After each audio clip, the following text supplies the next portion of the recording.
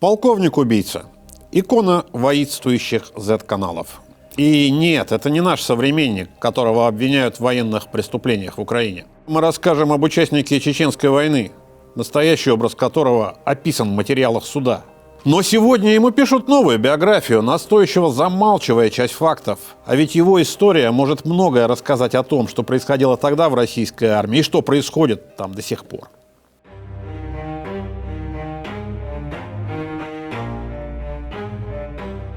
Здравствуйте. Меня зовут Денис Коротков, я журналист Центра Досье. В 90-х, в нулевых я работал в петербургском уголовном розыске, а последние 20 лет профессионально занимаюсь расследованиями. В этой программе мы рассказываем о преступлениях прошлого, которые нельзя забывать. По протоколу я попрошу поставить вас лайк и подписаться. И мы начинаем.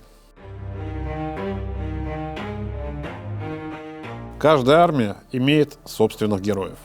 Какие герои у армии России? Не великие полководцы, совершившие судьбы мира, а простые офицеры.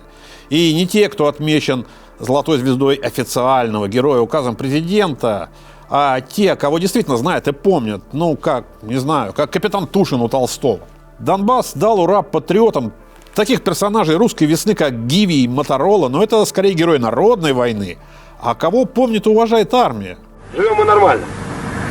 Она уже самим, это война. Нас охерела, извините за выражение. Но ее надо воевать, потому что это наша работа. Пожалуй, самое известное имя со времен Второй Чеченской – полковник Юрий Дмитриевич Буданов. Со дня его смерти прошло почти 13 лет, но он не забыт. Вот что пишут о нем в Z-каналах. Еще не окончена ратная повесть. Жив тот, кто еще не забыл слово «совесть». Герои Руси выше лжи и обманов. На небо уходит полковник Буданов. А народную память он заслужил тем, что в 2000 году, командуя полком во время Второй Чеченской войны, убил 18-летнюю чеченку. Осужденным военным судом к 10 годам колонии, в 2009 году освобожден условно-досрочно, а в 2011 застрелен в Москве чеченцем по мотивам ненависти. В глазах многих военных и тех, кто любит называть себя патриотом, Юрий Буданов – герой и мученик. Образец русского офицера, ставившего честь превыше жизни, воин, пострадавший от государственной несправедливости, но не изменивший себе, своему народу. А в глазах многих, если не всех чеченцев, палач, убийца, насильник и некрофил. А в глазах власти... власть предпочитает не помнить о Буданове, иначе придется поднимать сложные вопросы. Против его популярности играть сложно, а поддерживать легенду невозможно, ведь приговорен Буданов был уже при нынешнем вечном президенте. Отсюда и молчание госпропагандистов. Возведи хулу полковника и получишь тонны ненависти от собственной турбоаудитории. Начни делать из него героя, станешь как минимум личным врагом падишаха Рамзана. Но Буданов остается героем. Про день его рождения или годовщину смерти не упоминает ни один федеральный канал, зато Телеграм хранит его память. Даже пригорнский Грейзон присоединяется к сожалениям о том, что вряд ли когда-нибудь имя полковника присвоят отличившемуся батальону. Знаете, что странно? Начало века – время, когда в России работала свободная, или почти свободная пресса. И сегодня, благодаря интернету, найти материалы следствия, прочитать свидетельства очевидцев может любой. Но, похоже, никто из тех, кто восхищается убившим и убитым полковником, их не читал. Не дал себе труда потратить час-полтора своего времени, чтобы узнать побольше о своем кумире. Потому что после прочтения этих материалов, вовсе не секретных, не заблокированных, герой пропадает. И вылезает сплошная мерзость. Я искренне не понимаю. Можно быть убежденным шовинистом, чеченофобом, турбо-ультрарусским националистом, поклонником внесудебных расстрелов и фанатом армии. Но как, черт побери, можно было сделать икону из офицера, который сделал все для развала дисциплины в собственном полку? Из офицера, который втоптал офицерское достоинство в грязь, бессмысленно в пьяном угаре рисковал жизнями своих подчиненных, развратил собственных солдат и был просто не способен контролировать своих ближайших помощников. Это если вообще не обращать внимания на совершенное им убийство. И не узнавать, как и почему с полковника сняли обвинение в изнасиловании. Судите сами. Куда пойти лояльному гражданину за объективной информацией? Не во вражескую же Википедию. То ли дело общество знаний. Организация серьезная, общественно-государственная, создана для духовно-нравственного воспитания граждан России. Идем на сайт Знания Вики. Находим статью «Буданов Юрий Дмитриевич». Читаем полковники. Биография внушает уважение. Родился в 1963 году в Харциске Донецкой области, учился в Харьковском гвардейском высшем танковом командном училище. После окончания служил в южной группе войск в Венгрии и в Белорусском военном округе. С 1992 года в Вооруженных силах России. Принимал участие в Первой Чеченской. При взрыве фугаса получил контузию головного мозга. В 1998 году в возрасте 35 лет назначен командиром 160-го гвардейского танкового полка в Забайкалье. Крутая карьера для офицера. С сентября 1999 года вместе со своим полком принимал участие в боевых действиях на территории Чеченской Республики. Вновь контужен. И вот как общество знания описывает преступление Буданова. Девушку военные подозревали в том, что она могла быть одной из снайперш, от рук которых погибли их товарищи. В ходе следствия Буданов показал, что, посчитав жительницу селения Тангичу-Кунгаеву снайпером одного из бандформирований, приказал своим подчиненным доставить ее в расположение полка, и во время допроса она попыталась завладеть оружием, после чего и была убита. Далее описание судебного процесса, хорошие слова, которые про Буданова говорил генерал Шаманов, и плохие слова, которые говорил Буданов о генерале Квашнине, освобождение, убийство, суд над его убийцей. Но где описание того, скажем аккуратно, инцидента, в результате которого полковник Буданов обрел всероссийскую известность? Давайте не будем как общество знания. Обратимся к первоисточникам. Значительную часть материалов уголовного дела еще в апреле 2001 года опубликовала «Новая газета» 23 года назад. Заметим, что обвиняемыми по делу проходили 2 человека. Командира полка Юрия Буданова обвиняли в похищении человека, убийстве и превышении служебных полномочий. Начальника штаба того же полка, подполковника Ивана Федорова, только в превышении полномочий с применением насилия и оружия, повлекших тяжкие последствия. Согласно материалам дела, началось все не с поиска снайперов. Никакой операции никто даже не планировал. А началось так. Буданов отмечал рождение дочери со своими офицерами, в том числе с заместителем Федоровым. Офицеры сидели в столовой и, конечно же, выпивали. После чего уже весьма нетрезвый Федоров решил проверить порядок в расположении разведроты. Как проходила эта проверка и какие воспитательные меры применял Буданов, известно из материалов дела. В офицерской палатке полковник заметил беспорядок и бросил в горящую печку буржуйку ручную гранату. Лейтенанты успели выскочить до взрыва, и никто не пострадал, так что этот эпизод даже в обвинительное заключение не попал. Пьяные отцы-командиры решают заодно проверить и боеготовность. Подполковник Федоров приказывает открыть огонь по селу, причем по селу, находящемуся на территории России, с территории которого не ведется огня ни по расположению полка, ни по кому бы то ни было еще.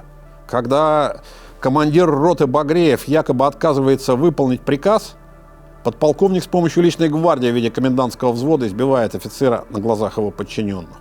Потом сажает его в яму и зачем-то кусает за правую бровь. Да, так и написано в материалах дела. А что делает народный герой Буданов, наблюдая шалости своего заместителя? Он помогает Федорову избивать связанного старшего лейтенанта в присутствии солдат, сержантов и прапорщиков.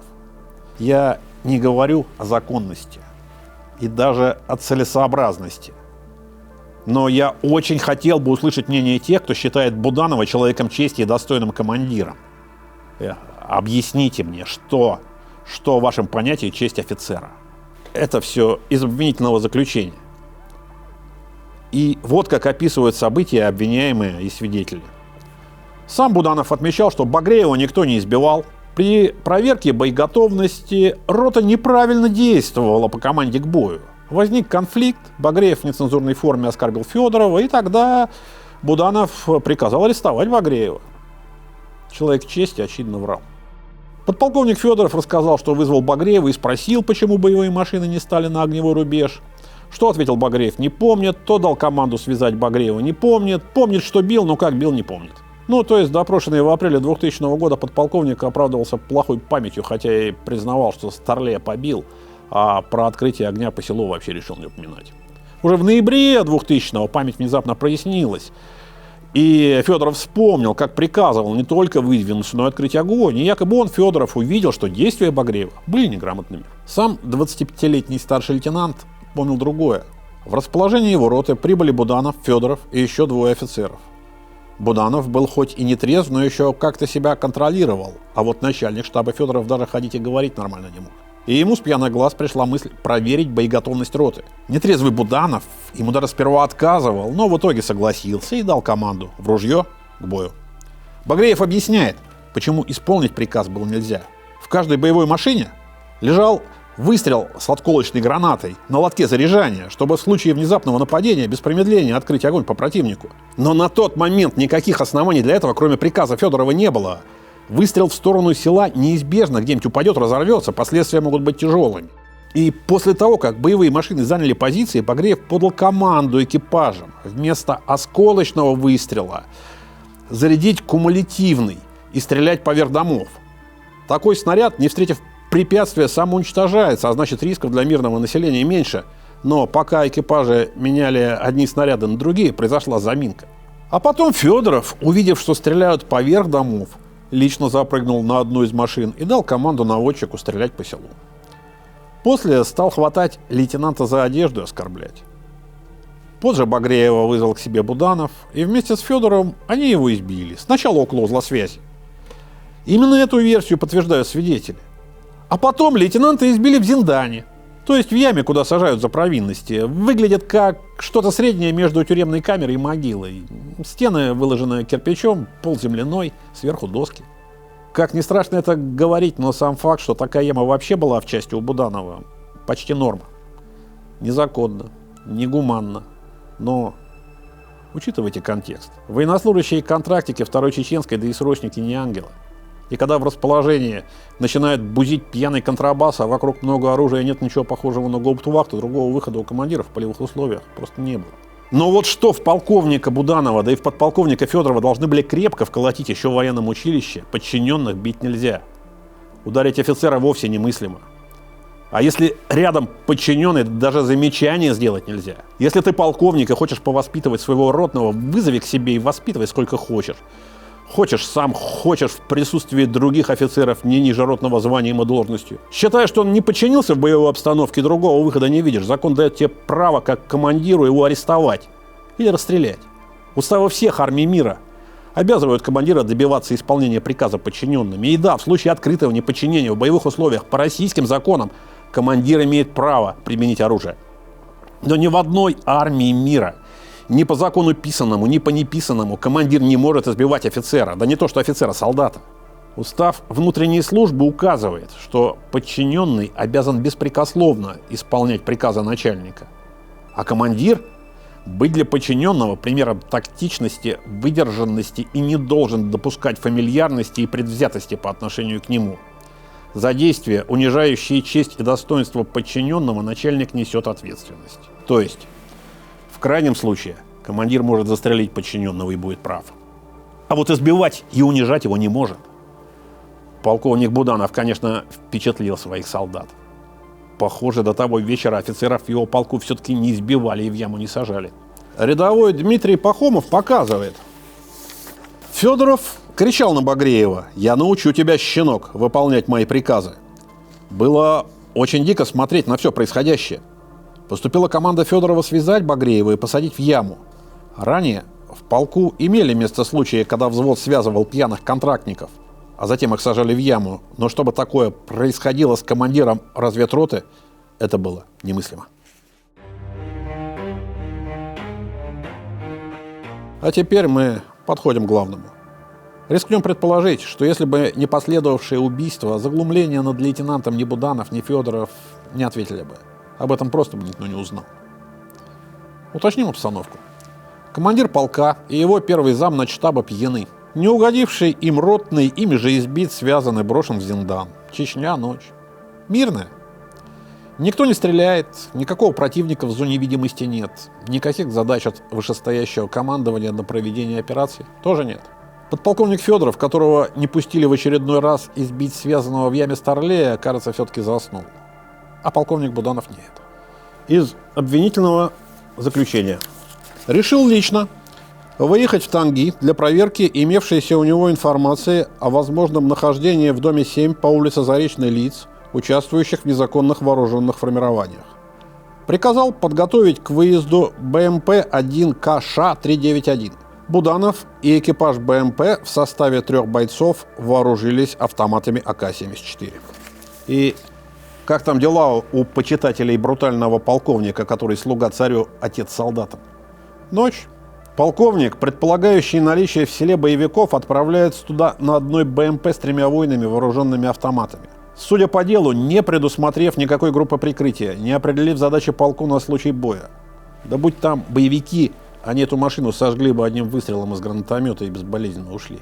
Кстати, БМП — это боевая машина пехоты, это серьезная сила. Но Буданов отправился в ночную экспедицию на БМП-1КШ. Это командно-штабная машина на базе БМП, с которой снято вооружение. Там вместо пушки и пулеметов антенны радиостанций. В Танги они остановились у дома Кунгаевых. Буданов вместе с 2 сержантами зашел внутрь. Охранять саму машину и хотя бы теоретически прикрывать товарищей остался один солдат. Блестящие тактические решения продолжаются. Полковнику везет. Никто на самопальную группу захвата не напал и сопротивления не оказал. В доме находились 18-летняя Эльза Кунгаева, известная также как Хеда, и 4 ее младших братьев и сестер. Буданов спросил, где родители, ответа не получил и приказал сержантам забрать Эльзу. Сержанты, по мнению следствия и суда, полагая, что действуют правомерно, завернули ее в одеяло и отнесли в десантный отсек боевой машины. После этого БМП вернулась в расположение полка. По материалам дела военные пришли, захватили, увезли предполагаемую, как позже будет утверждать Буданов, снайпершу. Хоть бы дом, что ли, обыскали. Но никаких попыток найти оружие, боеприпасы, еще что-нибудь, что могло бы подтвердить связь Кунгаевой с боевиками, Буданов не делал. Что там дальше в обвинительном заключении? После совершения похищения Буданов доставил Кунгаеву в расположение полка. По его приказанию сержанты занесли завернутую в одеяло девушку в кузов грузовика и положили на пол. После этого Буданов отдал им распоряжение находиться рядом и никого не допускать. Это был КУНГ, аббревиатура. Кузов универсальный нормального габарита, армейский фургон. И в нем было обустроено личное жилое помещение Буданова. А дальше, согласно обвинению и приговору, Буданов стал требовать от Кунгаевой сведений о возможном местонахождении ее родителей, а также информацию о путях перемещения боевиков Танги. Получив отказ, он стал избивать Кунгаеву, нанося ей множественные удары кулаками и ногами по лицу и различным частям тела. Девушка пыталась оказать сопротивление, и Буданов, полагая, что она причастна к гибели его подчиненных в январе 2000 года, повалил ее на топчан и задушил. Это какой-то полет мысли армейского следствия. И он не особенно соответствует показаниям свидетелей, которые приводятся в этом же самом обвинительном заключении. Причина, мне кажется, очевидной. Следователи, прокурор и суд изо всех сил избегали одного слова – изнасилования.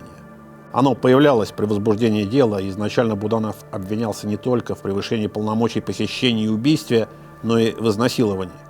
Потом это обвинение было снято. Итак, около часа ночи 27 марта машина вернулась в расположение. Один из солдат в это время находился в палатке Федорова, подтапливая печь. Он услышал, как к КУНГу Буданова подъехала БМП, и он из-за шторы палатки наблюдал за происходящим. К КУНГу подошел Буданов и еще 3. Один из них нес на плече что-то типа свертка, по размеру подходящего под размер тела человека. Из одного из концов свертка свисали длинные волосы, какие обычно бывают у женщин или девушек. Тот, который нес сверток, открыл двери, занес сверток и положил на пол. Туда разошел Буданов. 3 остались снаружи. Другой солдат, Кольцов, в это время стоял часовым у ямы, в которой лежал избитый и связанный командир разведроты. И этот солдат видел, как Буданов выезжал на БМП из лагеря, как вернулся. Метров за 100 от стоянки техники Буданов крикнул водителю: «Выключай свет!». После чего БМП подъехала к командирскому КУНГу с выключенными фарами. Кольцов не видел, как туда заносили Кунгаеву, но слышал, как хлопнула задняя дверь на БМП, а затем открылась дверь КУНГа. Сменившись с поста и зайдя в свою палатку, он увидел там сослуживца. Тот сказал, цитирую, «Командир опять привез бабу». Опять. Понять это иначе, как не в первый раз, не получается. Сержант Григорьев, один из тех, кто ездил с Будановым в Танги, допрошенный по свежим следам, говорит, что по прибытии в часть Буданов приказал им занести девушку, завернутую в одеяло, в его кунг, а самим оставаться снаружи и охранять, чтобы никто не вошел. Сам Буданов остался внутри вместе с девушкой. Минут через 10 оттуда раздались женские крики. Также был слышен голос Буданова, а спустя некоторое время – музыка. Это продолжалось около 1,5-2 часов. Потом Буданов позвал всех 3 солдат в кунг. На кровати лежала голая женщина, которую они ранее привезли. Лицо ее было синюшнего цвета. На полу было постельное покрывало, в которое ее заворачивали, забирая из дома. На этом же покрывале кучей лежала ее одежда. Повторно Григорьева допросили в октябре 2000 года, когда прошло более полугода с момента убийства. Его показания почти точно повторяются, но тут сержант вспоминает, что Буданов, показывая на мертвую Кунгаеву, со странным выражением лица сказал, цитата, «Это тебе, сука, заразмахнена из-за ребят, что погибли на высоте». Видимо, имеется в виду капитан Дмитрий Размахнин, погибший в январе 2000 года под Дубоюртом. Это примерно в 20 километрах от Танги. А потом 3 военнослужащих российской армии по прямому приказу своего командира полка вывезли труп убитой им девушки и зарыли его, как был, без одежды, замаскировав место захоронения. Это сержант Григорьев подтвердил на допросе. И напомним, никаких обвинений в сексуальных преступлениях до суда не дошло. Как объясняется нагота Кунгаевой? Да никак.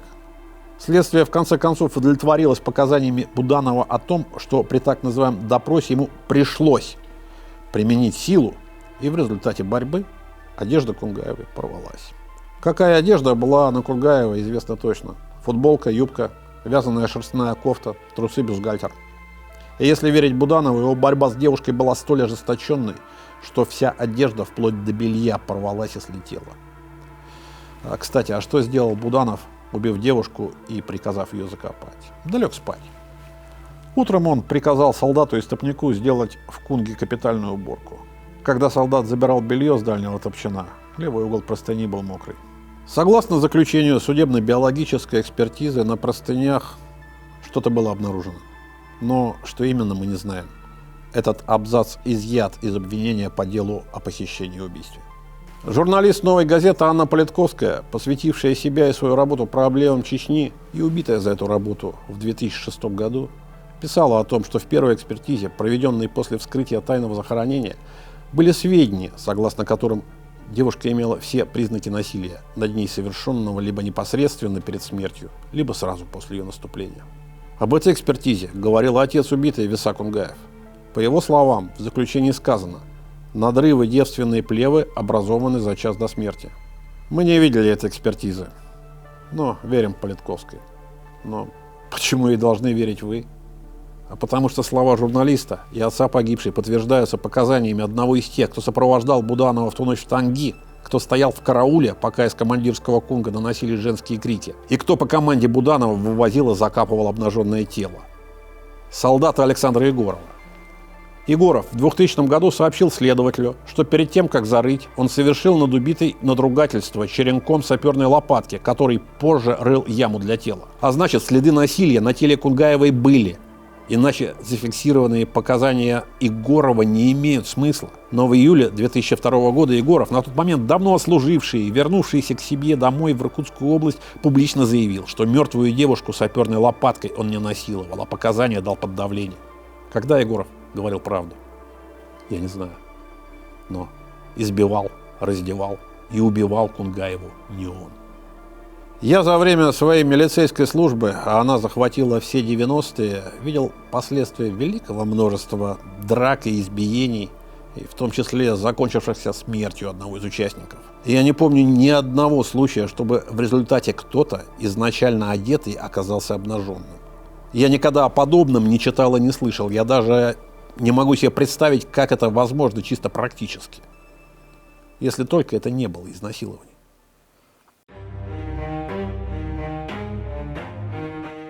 А что же произошло потом? Потом Буданов был арестован. Родственники и односельчане к дому убитой стали сходиться еще ночью. Поднялся шум, который быстро достиг исполнявшего обязанности командующего группировкой «Запад» генерал-майора Валерия Герасимова. Да, того самого Герасимова, который сегодня генерал армии, начальник генерального штаба и командующий объединенной группировкой войск в Украине.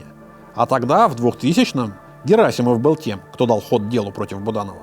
На допросах в качестве свидетеля Герасимов говорил, что о похищении ему доложили на следующее утро.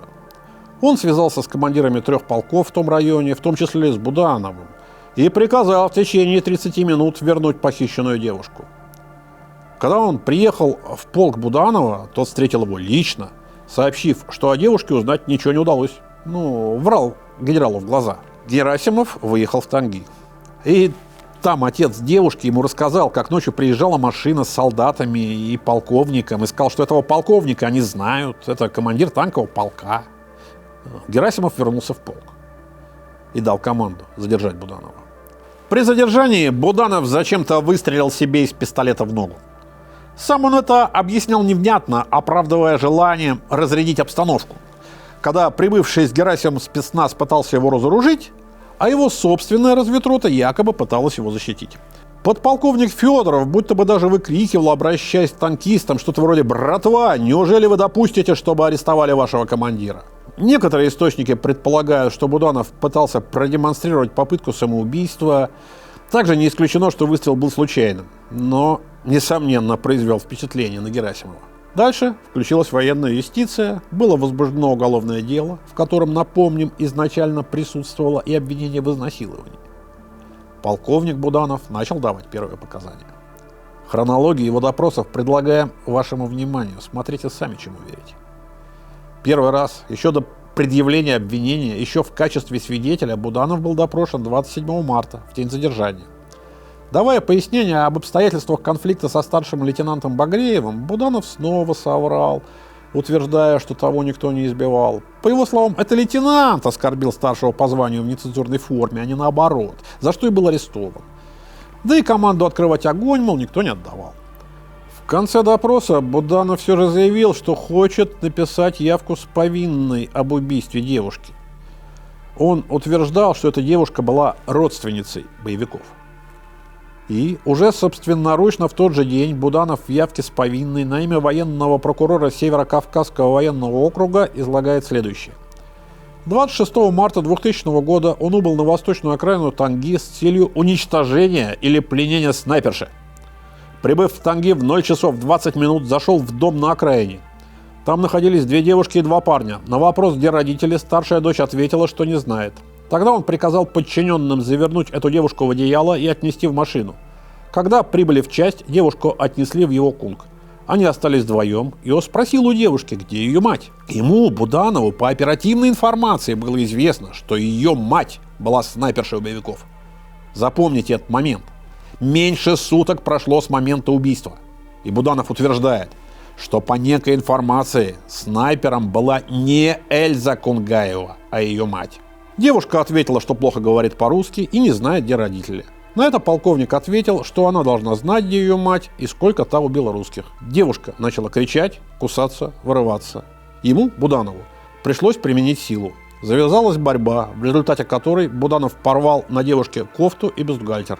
Кунгаева продолжала вырываться, и тогда ему пришлось повалить ее на топчан и начать душить. Нижнюю часть одежды он с нее якобы не снимал. Минут через 10 она затихла.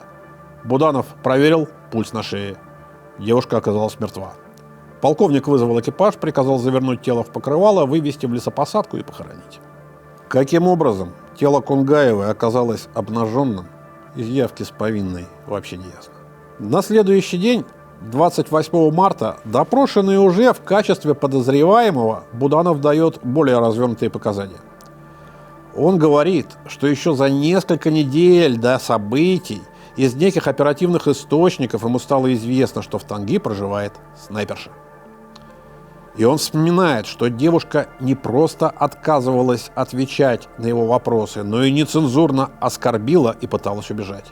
Появилось в показаниях и фото некой снайперши, которая якобы убила 12 солдат и офицеров. И Буданов утверждает, что это фото видел.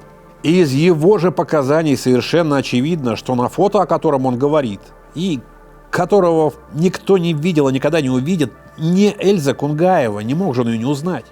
30 марта Буданов дает еще более развернутые показания. Он рассказывает, что 23 марта он задержал 2 чеченцев, а в доме, где они находились, были изъяты 60 80-миллиметровых минометных мин. Один из чеченцев согласился показать Буданову дома, где проживают боевики, если они его отпустят.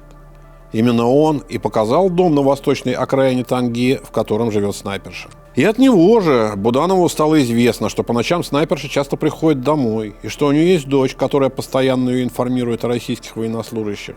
Буданов частично также изменил свои показания о поведении Кунгаевой, заявив, что она ему угрожала. Боевики доберутся и до него. Что ему и его подчиненным живыми из Чечни не выбраться. Начала выражаться в адрес его матери нецензурной бранью, после чего побежала к выходу. Последние ее слова полностью выбили Буданова из себя. Он успел схватить ее за кофту и повалил на топчан. Рядом с топчаном стоял стол, на котором лежал его пистолет. И она пыталась схватить этот пистолет, и в борьбе за оружие Буданов ее задушил. То есть буквально с каждым допросом Буданова молодая чеченка становится все более страшным злодеем. Но главное, Буданов так и не называет Кунгаеву снайпером. Он по-прежнему из допроса в допрос утверждает, что информатор указал ему на мать Кунгаевой. Прошло полгода следствия. И вот на дополнительном допросе обвиняемый Буданов, как выражается военная прокуратура, конкретизировал показания о том, откуда ему известно, что Кунгаевы участвовали в незаконных вооруженных формированиях. Оказывается, он узнал об этом не в марте. И даже не в Танги.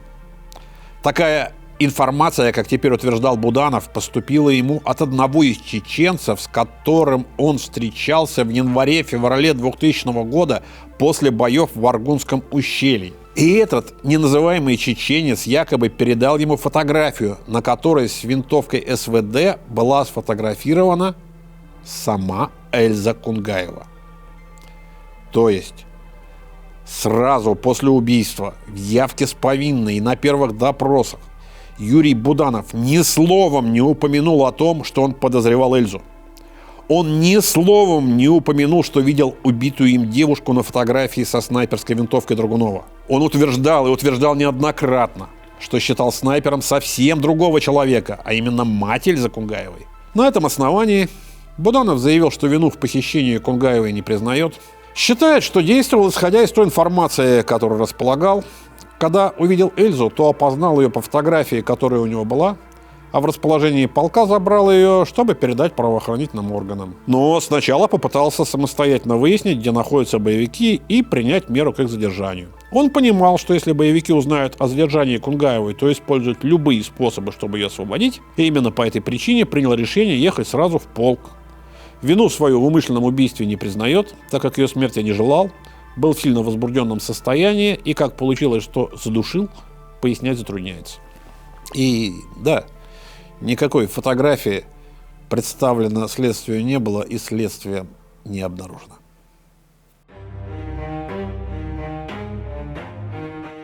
Далее были следствие и суд. Проводится несколько судебно-психиатрических экспертиз, в том числе 3 стационарные. О состоянии дважды получавшего контузии головного мозга Буданова эксперты дают разные заключения. Невменяем, ограниченно вменяем, вменяем. В суд уйдет заключение Института судебной психиатрии имени Сербского о невменяемости. Как заметила Анна Политковская, председателем комиссии по Буданову была профессор-психиатр с 52-летним экспертным стажем Тамара Печерникова, которая в 60-е и 80-е годы устанавливала диагноз шизофрения советским диссидентам Наталье Горбаневской и Вячеславу Игрунову. Свидетельствовала со стороны обвинения на процессе против журналиста, члена московской и хельсинской группы Александра Гинзбурга. Достойный доверия эксперт, ничего не скажешь. 31 декабря 2002 года Северокавказский окружной военный суд признал Буданова невменяемым и освободил его от уголовной ответственности. Но военная коллегия Верховного суда России отменила постановление и направила дело на новое рассмотрение. Конечно, это дело было политическим. Обижать армию, которая во второй чеченской кампании вернула России мятежный регион и навела в нем конституционный порядок, было никак нельзя. Но игнорировать очевидное убийство в то время, когда, может, и не очень конституционный, но порядок в Чечне устанавливался, тоже не получалось. Видимо, нашли компромисс. Никакого изнасилования не было, а убийство – эксцесс слишком импульсивного полковника. И это было начало века. В России еще было место для дискуссий.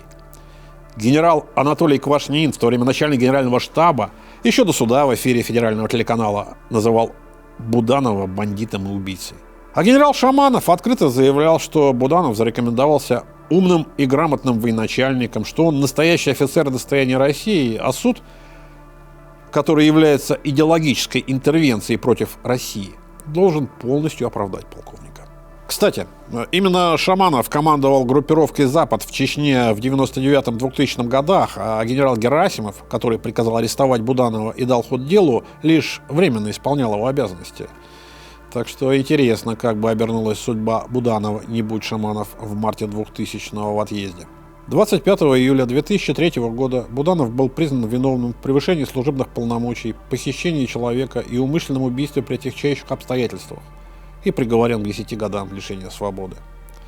Он также был лишен государственной награды, ордена Мужества и воинского звания полковника. 15 января 2009 года освобожден условно-досрочно.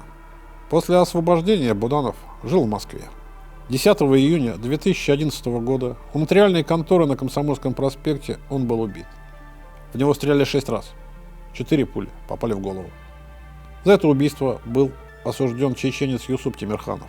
Он умер в колонии в 2018 году. На прощание с ним в Чечне собрались тысячи людей, в том числе Рамзан Кадыров со своими ближайшими подчиненными. Похоронен Буданов в Химках, на Новолужинском кладбище с воинскими почестями. На месте его гибели установлен памятный знак. На упоминание полковника Буданова патриотический сегмент сети откликается комментариями: «Честь офицеру! Спи спокойно, герой!»